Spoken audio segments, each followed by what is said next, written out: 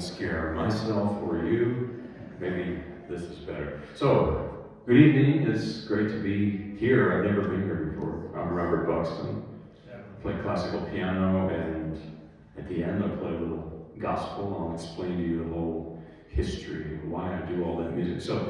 But first, I want to improvise for you, because you don't think of classical music and improvising maybe, but if you were to go back 200 years ago, well, that's what they all did. And maybe that's where a lot of their compositions were born. They improvised. Chopin, Liszt, Beethoven, you name it. And so I figure we should do it today, too. So I need your help. I need some notes, individual notes from you. Here's how it's going to work. If you don't read music, don't worry. A, B, C, D, E, F, G. That's it. And you can sharp or flat them if you like. So I just need you to shout out some notes, please, and you make a melody, and I'll hopefully do something with it. Anybody? F sharp. Sorry. D. D. You said E, G. And C over here? Okay. What else? Maybe one more. So many. How about that? Take B. I didn't take all of those. Might be too much, but. Okay. G major. Let's see what happens. And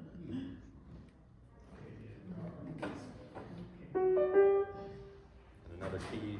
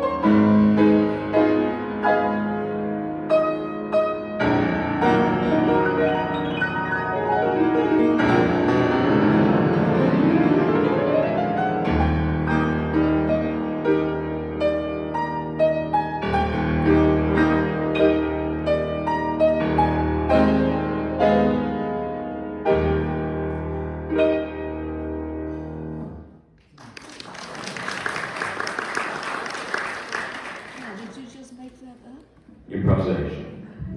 Maybe. You just made that up? Nope. It's gone. It's gone with the wind. So, but maybe I wouldn't want to use all of that for a composition, but maybe. So now I'm going to play some real music that's actually written. What I've been doing lately is playing arrangements, because I want to do other instruments, and I can't. Like, I've tried and failed miserably at playing other instruments or singing, more on that later, which is especially a failure for me, so I stick to this instrument. And you have a very nice piano here, so I was telling him earlier, Yamahas are the best, and really. So, the first piece is an arrangement, is an excerpt of an opera by Gluck, G-L-U-C-K. He was a Viennese composer in the mid-18th century, and he was pretty influential on the young Mozart, for example, but wonderful composer of operas especially. And this is from his opera Orfeo ed Euridice, Orpheus and Eurydice, melody, famous melody from the Dance of the Blessed Spirits. Now, the opera is based on the story, of course, of Orpheus and Eurydice. They're married, she dies, and she goes to the underworld, ancient Greek, afterlife. And Orpheus cannot accept this loss, so he goes after her, brings his harp, his lyre, spelled L-Y-R-E, not L-I-A-R, it's a different meaning, and he plays for Hades.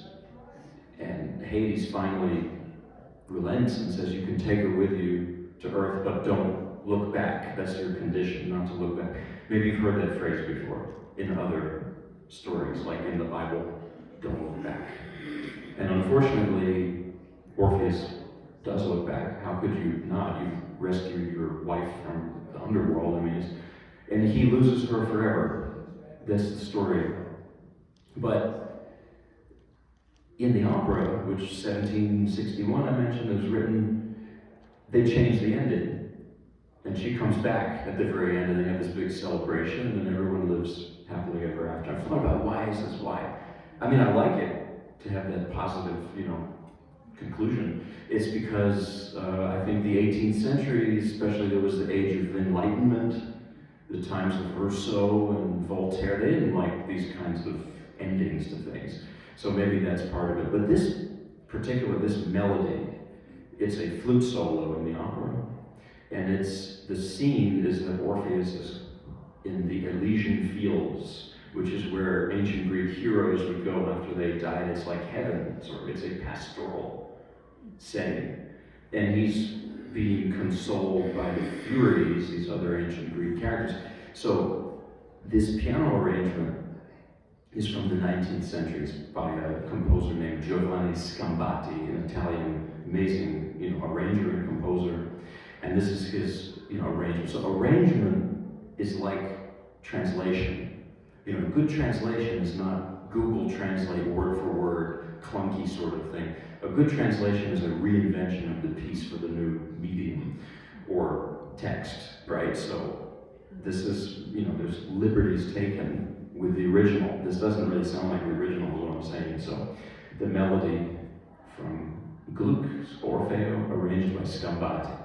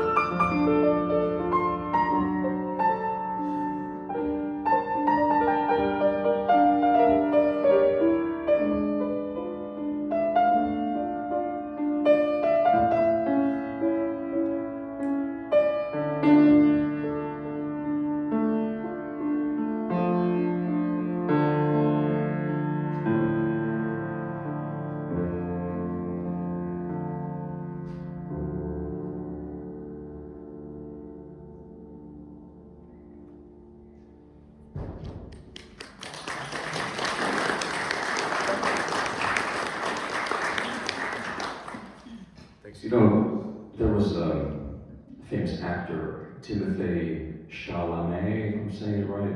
Recently he said, he got under some fire for saying this. He said that nobody really cares about opera and ballet, and what did he then say? I lost 10 cents in my TikTok viewership or something like that for saying that.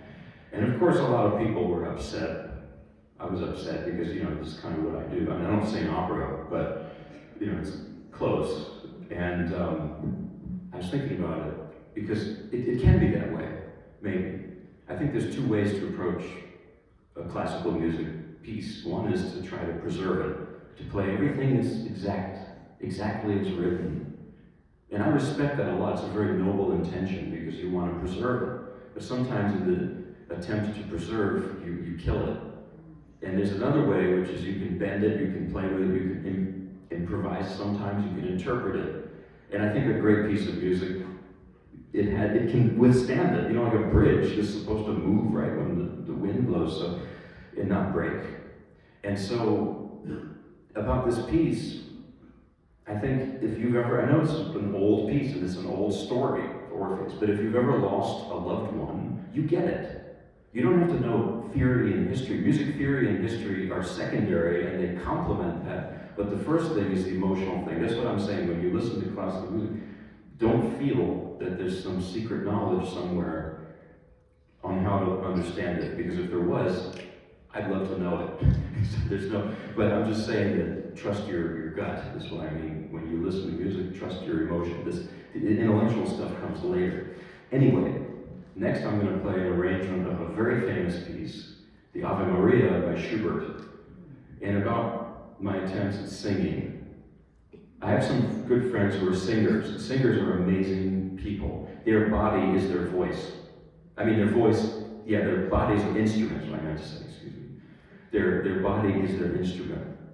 If I have a cold, I can play the piano. If they have a cold, they can't sing. They can't sing their Verdi opera, So one friend was telling me, anybody can sing.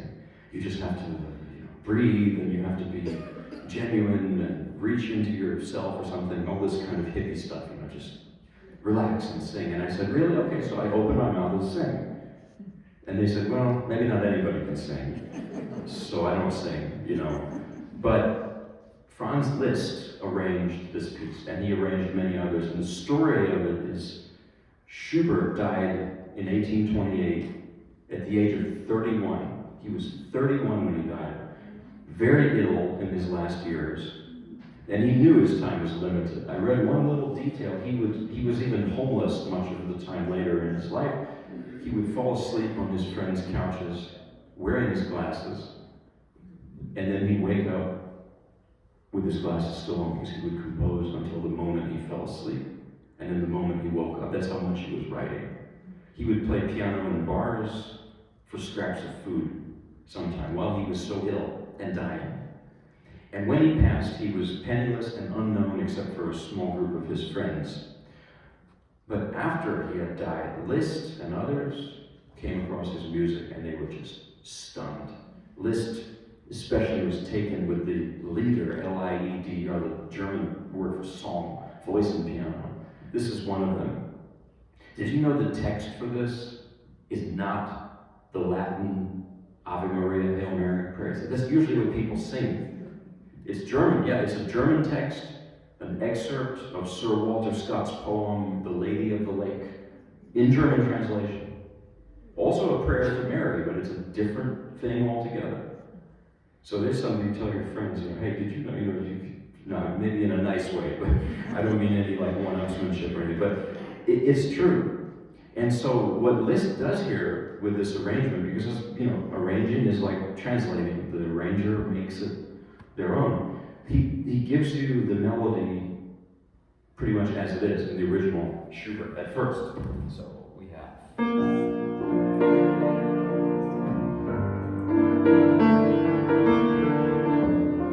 Something like that. And then verse 2 and 3, he adds a lot. Like.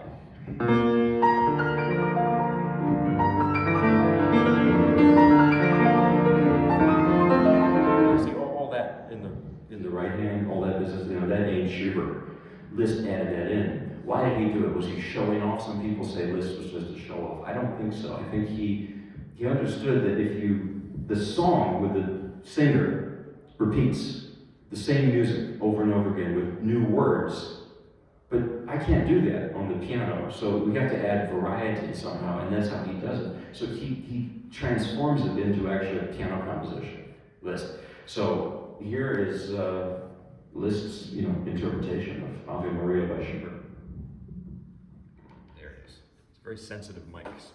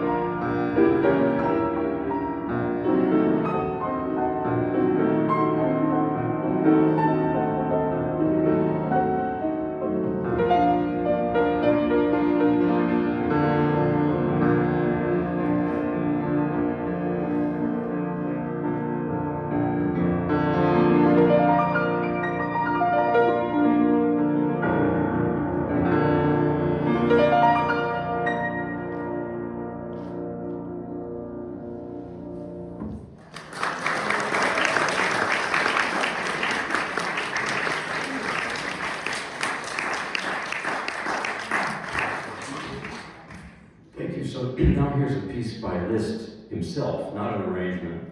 This is the Consolation number 3 in D flat, and it's like the word console, consolation.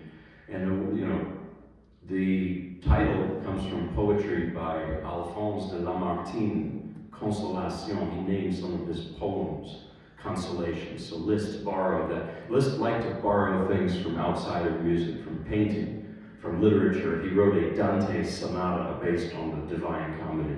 The B minor sonata by Liszt is based on the Faust by Goethe. I can't really pronounce that right, but now this piece, he wrote it in 1849, the year Chopin died.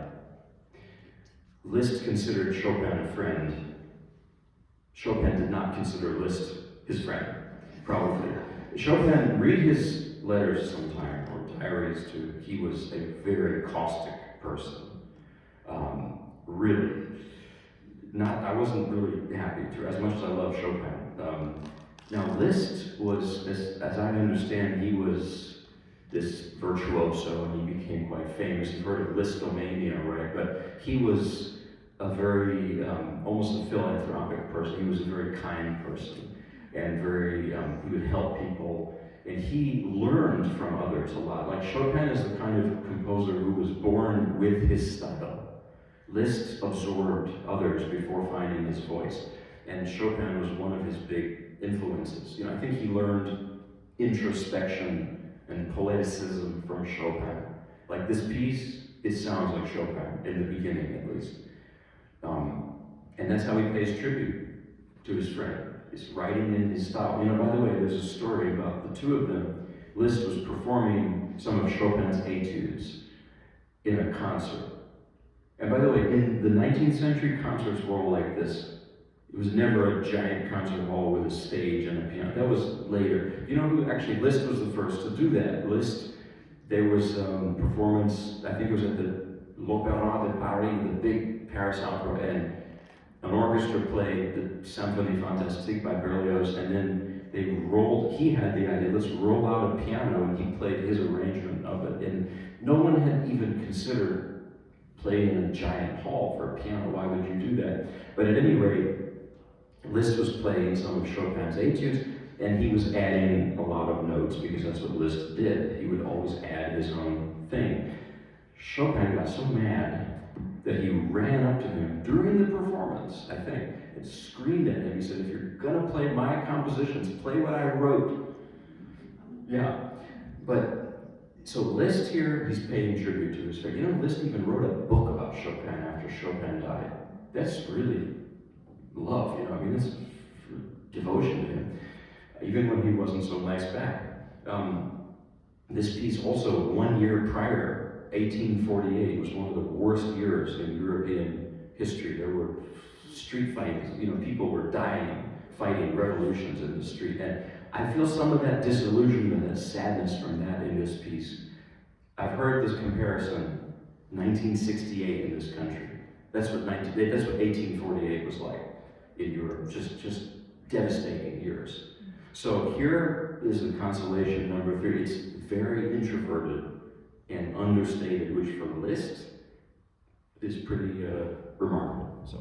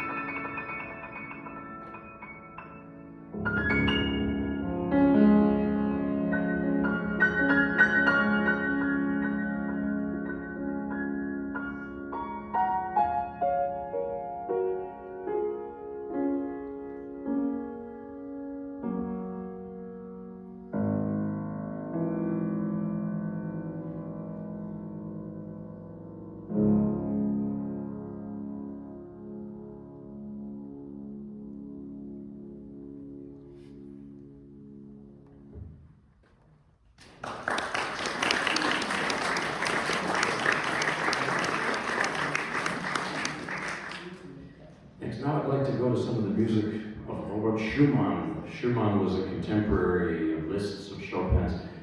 Schumann was kind of the opposite of Mozart or Mendelssohn. He was not a child prodigy. He was born, he was not, playing the piano or composing from a young age. He wanted to be a lawyer first, flunked out of Heidelberg. I think then he wanted to be a novelist, and that didn't quite pan out. Then he wanted to be a pianist, sort of starting late, in his 20s or something. Got this teacher named Frederick Wieck. Then two things happened. One is that he damaged his hands.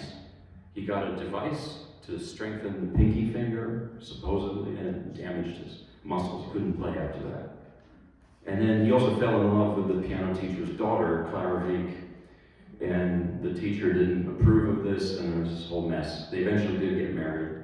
She became Clara Schumann, And then finally, after it's like everything failed for him, so to speak, he turned to composition. And add to that, Schumann had bipolar disorder. They didn't really know what it was back then. They didn't have treatments for it. So he suffered a great deal. He was very brilliant.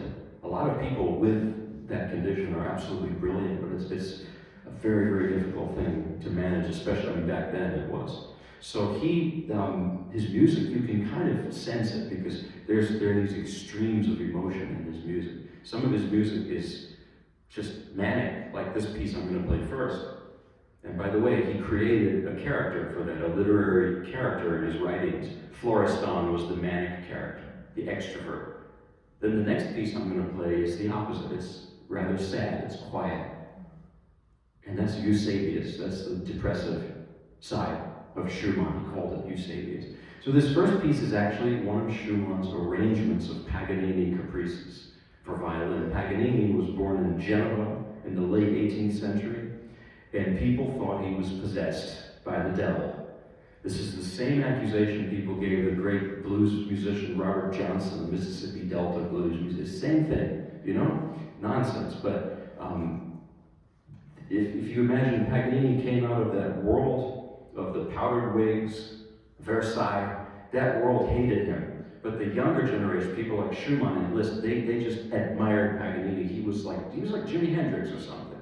Really. You could imagine, some people really hated him and some people really loved him, and there was really nothing in between. Because that's the kind of musician Paganini was, really.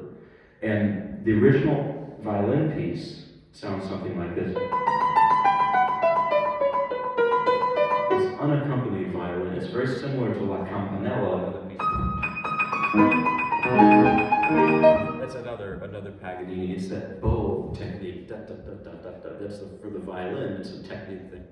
But what Schumann does to it is he makes it in his own, image, character. You can hear almost like nervous twitches. That's what I hear. It's like he's you'll hear it.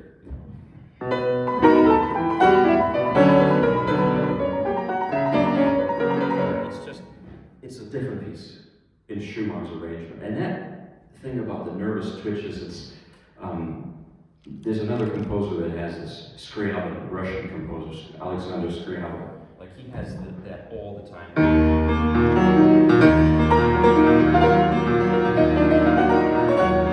It's like, you can hear the twitches. Actually, the pianist, Vladimir Horowitz, met Scriabin. Horowitz was 11 years old, and in his diary he said he had all these nervous twitches in his face. That's true. So perhaps Schumann, had that too. So here's Robert Schumann, one of his Paganini studies. It doesn't stop. It doesn't breathe. It's like a manic monologue, this piece. It's wild. There's one more thing. I love comparisons to other art forms. And I had a teacher who said with Schumann, he imagines Van Gogh's Starry Night. There's a feeling of something swirling that's unstable. And there's another person who, in the arts, who had bipolar disorder, suffered from mental illness. So here's Paganini's study arranged by Robert Schumann.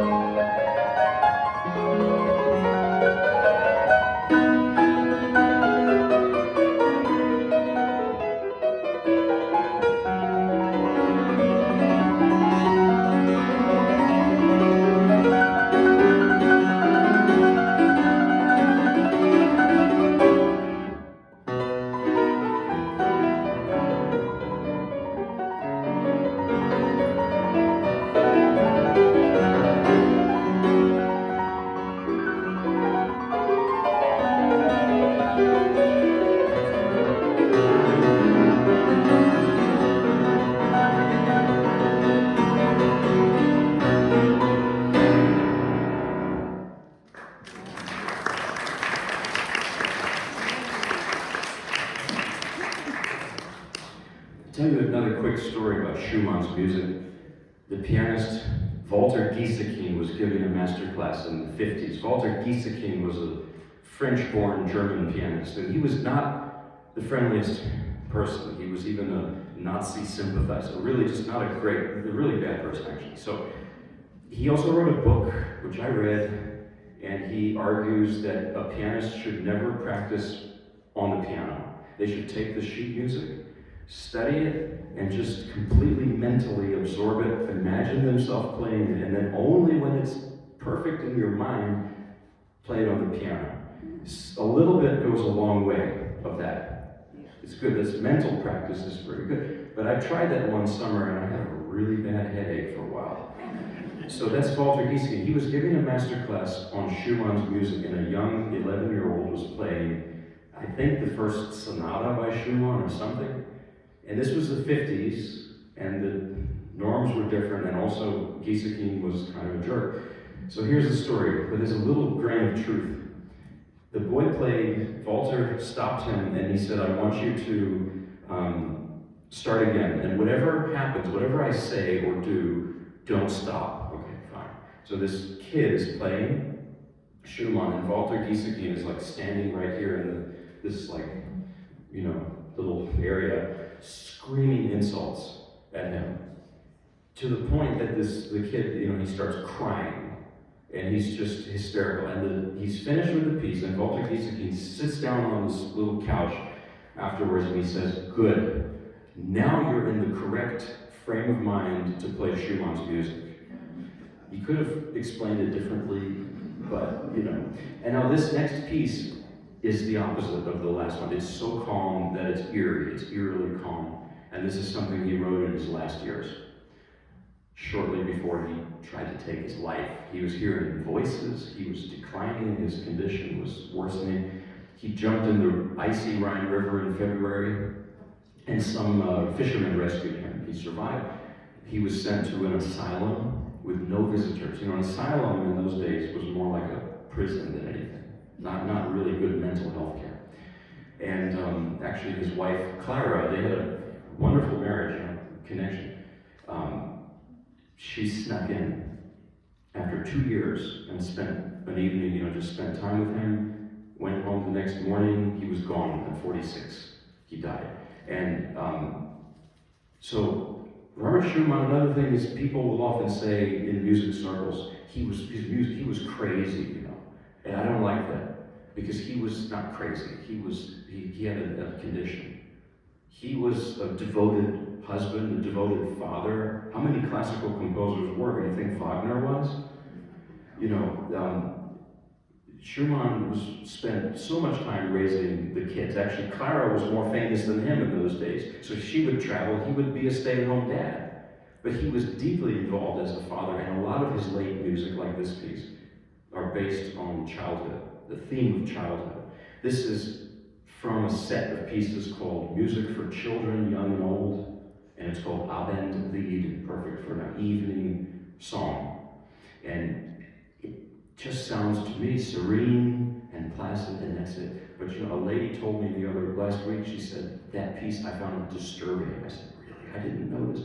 She said, it's under the surface, something is very unstable, and maybe you'll notice it. I started noticing it after she said that, so here it is.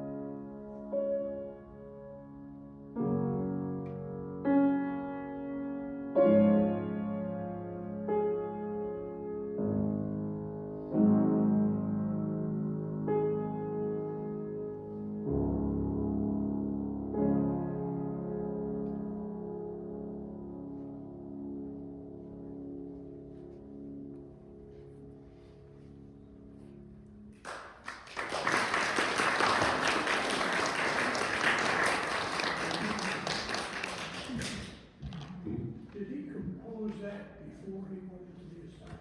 Yeah, shortly before, not long. I don't think he wrote really much of anything in the asylum. He may have written some fugue-type pieces, almost like exercises he would write, but he was not, he wasn't really able to. And when he was in the grips of mental illness, he didn't write a whole lot. That's also the kind of myth people sometimes will glorify. They'll say, oh, these genius composers, they're crazy. But that's not true. Like when Schumann was, when he was really ill, he couldn't get out of bed, basically. It was only when he was, I think he mostly composed when he was feeling manic, actually. So, but here's a piece by Brahms, the Paganini Variations, Book 2. And the story about Brahms is that, as a young man, 20-something years old, Brahms went to the Schumanns' home. Actually, first he went to Liszt's house in Weimar. He wanted advice. He wanted some direction as a young composer. And Liszt, I told you Liszt was this very extroverted, good person, but he could be a show-off.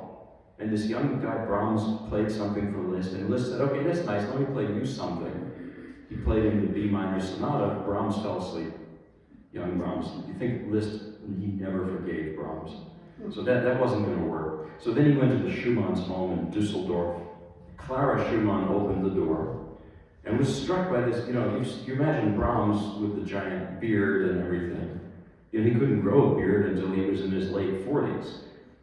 Do a Google search for young Brahms. He was this thin, pale, blonde-haired, blue-eyed kid, basically, angelic-looking guy. And this Clara opens the door and she says, who's this gentleman? And he said, I would like some advice. So he came in and started to play. And Robert Schumann, who you just heard, I guess he came home from Walmart or wherever. Where do they shop in those days? I don't know, the equivalent of Walmart. And he was just amazed. He said, this kid is a genius. He said, why don't you just live with us? We'll adopt you. Things were different in the 1850s. They didn't do background checks on people or anything. So Brahms lived with the Schumanns and was very close to them. And when Robert, was living in the asylum when he was really sick, Brahms stepped in to help out with, I think they had like 7 children. So Brahms helped with the family. And there's this thing that happened, and Schumann died. And then Brahms and Clara, she was 15 or so years, I think 15 years older than him. They brought the kids, the whole group of them went to Switzerland on vacation. And at that point, the neighbors started gossiping. They said, this is weird. They're romantically involved, The historians I read said, no, they were just very close platonic friends. Brahms definitely had some unrequited maybe feelings for Clara, but it wasn't more than a platonic friendship. I don't mean to play, Big People magazine here or whatever, but on the other hand, they did burn most of the letters that they had written to each other, so that's a little suspicious too, but we don't know. But I think that Brahms, he would ask Clara, what did he think about something he'd written? And if she didn't like it, he would get rid of it. He would, burn it even. This piece, Clara hated. She called them wretched witches' variations. She absolutely hated it. And Brahms, I guess, didn't listen to her on this, so there's something. Anyway, the Paganini variations, he was like 29 when he wrote this, 1861. So unfortunately, Robert Schumann had died, and I think that he had gone his own separate way. Brahms ended up living in Vienna eventually. So this is based on the Paganini 24th Caprice.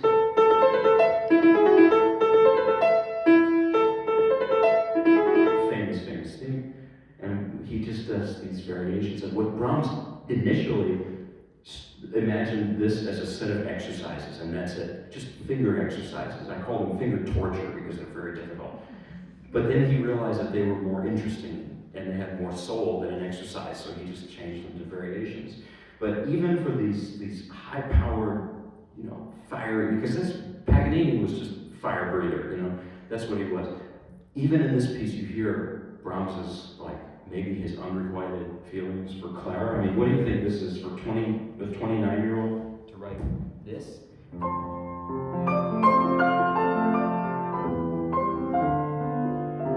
There's something there, I don't know.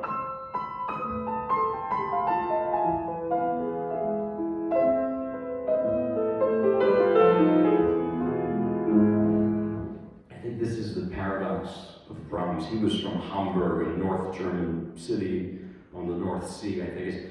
Hamburg people are not known for being emotional, and Brahms was not. He was like really guarded. And his music can be like that too, on the surface. But then underneath the surface, it's lava, you know? That's how I see Brahms. But there's this interplay. Like on the one hand, he's very formal. Maybe you know someone like this, very formal and uptight. But behind that is just all emotion and stuff. So anyway, here's Brahms' Paganini Variations, Book 2. Tonight, Book 2.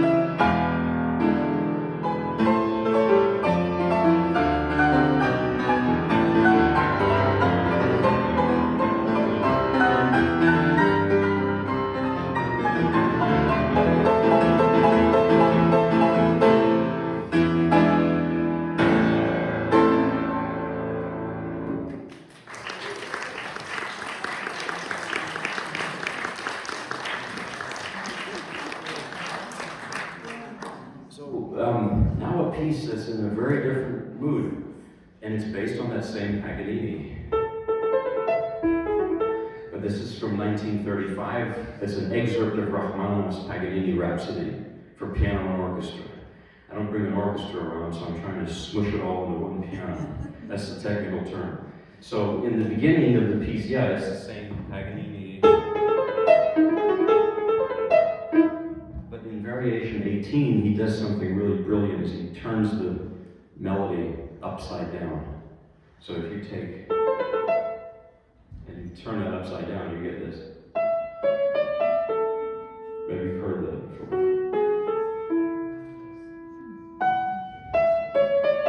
It's Paganini upside down. And the context of this piece, Rachmaninoff was born in Russia, and when the revolution happened in 1917, he got out. He never went back. Mostly lived in the U.S. And he was so homesick that he couldn't even compose, pretty much. He didn't write anything in the 1920s. He suffered from depression pretty badly, at different points in his life. In the 30s, his creativity came back, but it was different. I'm learning the whole Paganini Rhapsody of Rachmaninoff.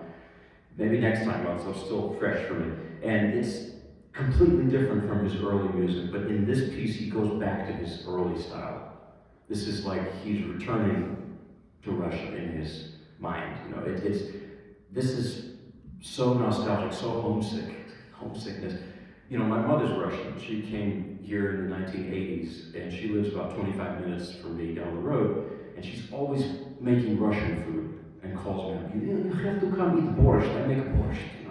And it's like, Mom, it's 95 degrees out. It's North Carolina. No. It's the taste of home. So that's Russian nostalgia, and that's this piece. And even if you grew up 2 blocks from here, there's the name of that novel by Thomas Wolfe, North Carolina writer. You can't go home again, because home's a time, not a place. So you can't, and we can all relate to this, even if you didn't escape a place like Russia, Soviet Union. So here is Rachmaninoff, 18th variation of the Paganini Rhapsody. Paganini upside down, really.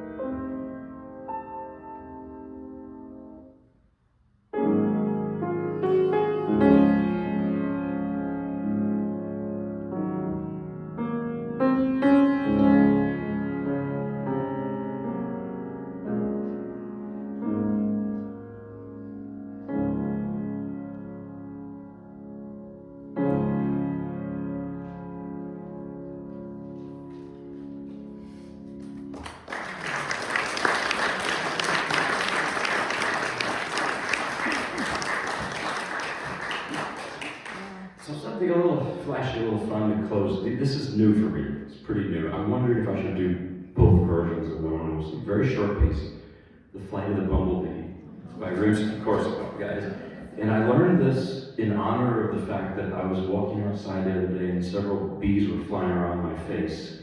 I got really upset and annoyed, and I thought about this music. I'd never learned it, so I thought I'd want to do it. This is from an opera by Rimsky-Korsakov called "The Tale of the Tsar Sultan," and it's the beginning of Act 2, where this prince turns into a bee so he can fly into the palace and see the Tsar, who happens to be his dad. It's Russian fairy tales, they're all pretty weird.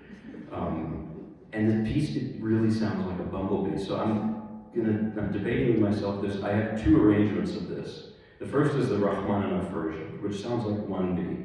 The second one is pretty new for me. It's a little, not quite there yet, but it's very wild. It sounds like a swarm of hornets. If you want to hear a half-baked version of that too, maybe. But let's start with Rachmaninoff. It sounds so much like a bee that, my wife is a pianist. Whenever I practice this, she comes into the room where I am and she's like, I'm itching all over. Can you please just maybe practice it later? Because it just,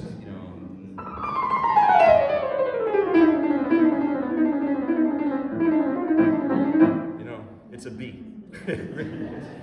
It just sounds like a darn bee. Okay, so this is also kind of a new piece for me, so sometimes the bumblebee, crashes into walls and stuff, but let's see what I can do with it. Rachmaninoff's arrangement of it.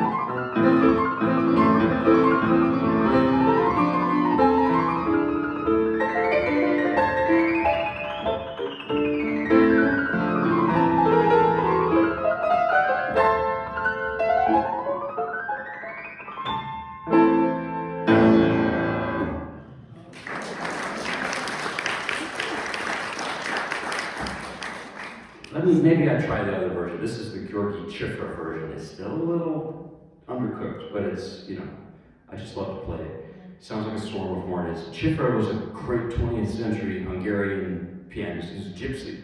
And he served, I think, the Nazis, they forced him, he was Hungarian, so the Nazis took over Hungary. They forced him into the German army. He was captured, sentenced to hard labor by the Soviets. And then I think after the war, he was still doing hard labor, and he damaged his wrists, his muscles, ligaments. And there's videos of him, he's always wearing these leather bracelets for his ligaments. But despite that, he had the most insane technique ever. But a lot of people can play fast and loud, but he had every phrase he played was so musical. And that's what's so great about him. He came to Paris in the 50s, and nobody knew who he was. He was playing jazz in bars. He was a great improviser. He's sort of my hero, he's amazing. And this piece is pretty fresh for me, so it's going to be a little bit. This is his Flight of the Bumblebee, and he takes a lot of liberties. Like Rachmaninoff is pretty, close to the original. But this is like, swarm of hornets, right? The whole thing is like that. So let me see what I can do. I don't know if I can really do this.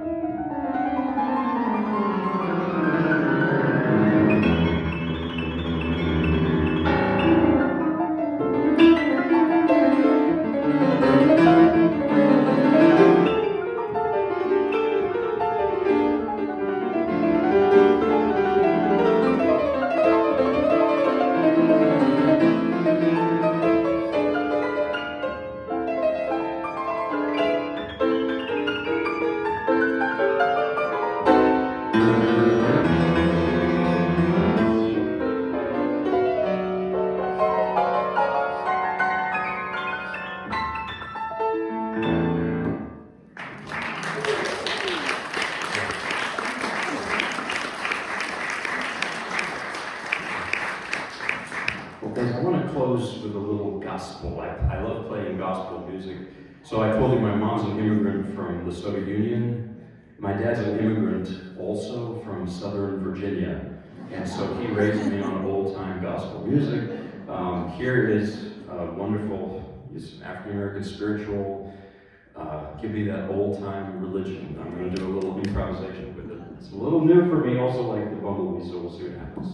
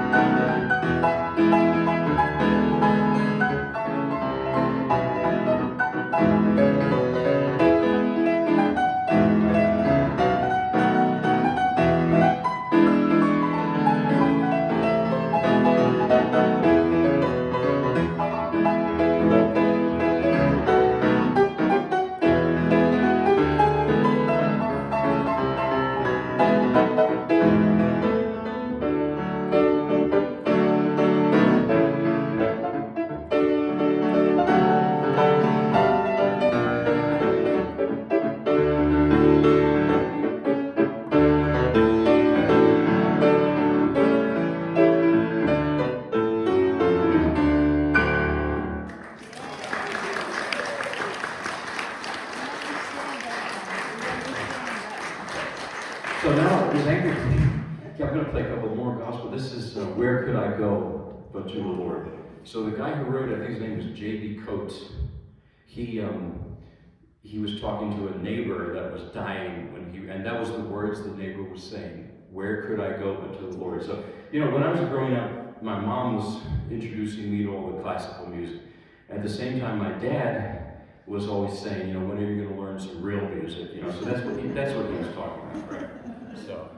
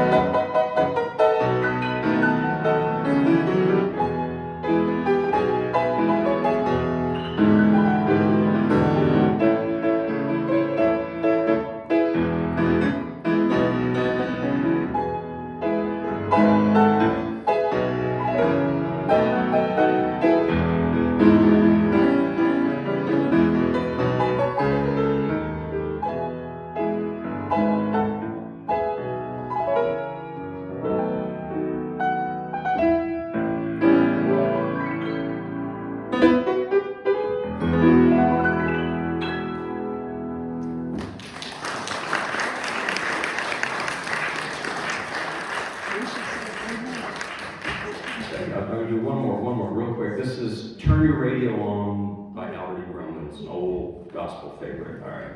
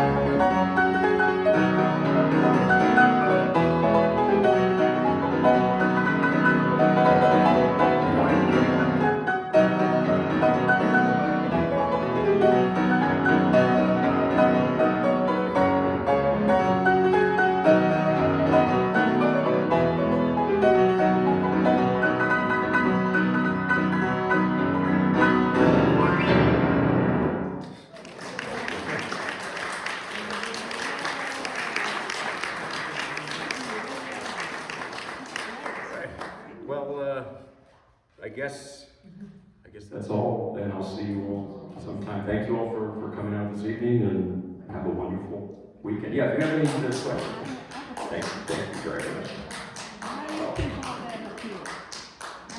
You had a question. How do you keep it all up here? Okay, I'll tell you the secret. You forget everything else.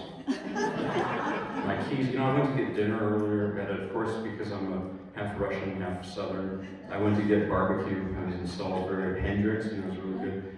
And I was leaving, and this lady comes out and said, "Sir, is this your phone? You forgot it here." I said, "Oh yeah, I did." Because everything else goes. Yeah, so that's the secret, right? You can only hold so much, right? It's great. I don't know how you do it. I just practice, a lot of practice. When we go home, I'm going to stay up practicing until 2. You're just a natural talent. You have a gift for the Lord. Well, I appreciate it, but it sure doesn't feel like it is natural. Anybody else? You have 2 pianos in your home? We have several, and I have 2 kids. My wife's a pianist. She plays for a big church. She plays for some choirs. She does not like that kind of gospel. She said, "Why are you going to mess it all up?" Like, so we agree to disagree. It's okay. We have 2. We have upright pianos, and then we have some electric. We have a lot of pianos. And I have 2 kids, toddlers, 2 cats. They're our kids too, and so long as it's kind of So several pianos, several kids, several cats. Yeah, more cat toys than pianos, probably. Yeah. You'll love that? Well, I hope so. Yeah, if you like it, give a good report. I know Brooks can report. Are you tired? No, I have more energy when I used to teach, and when you teach, you get tired at the end. No offense to students. Playing the piano is the opposite. I have more energy after. So yeah, because you've got a good piano. not all pianos are like this, you know. I had a blast playing it, so. Are your children learning to play? A little bit. I think they're gonna play brass. They like brass better, and you know it's good enough piano. You know, there's one house, so something else. Maybe How trumpet. old are they? 4 and 6. Well, they got a ways to go. Yeah, they're a little ways. Yeah, they're little. I have these bags under my eyes. But yeah. Well, anyway, if you need to go, please. But I'd love to, chat a little bit after if you want. But I'm gonna turn off this because did it? Yeah.